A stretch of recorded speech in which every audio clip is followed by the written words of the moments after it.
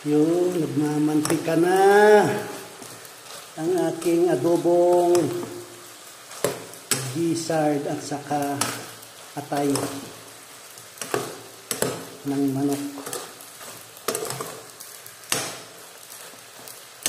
Atay at saka balon-balunan. Wala na ito ng 2 araw. Tipid-tipid. Yan. Hindi ka marunong magtipid dito sa abroad. Wala. Hindi ka makakaipon. Importante, hindi tayo nagugutom. Hindi naman tayo makakain ng masarap na pagkain. Tuloy lang. Tuloy lang ang buhay. Laban lang. Saka na lang tayo kumain ng mga masasarap na pagkain pag nasa bakasyon tayo. Ngayon, tiis-tiis muna habang nasa Saudi. Adobong manok.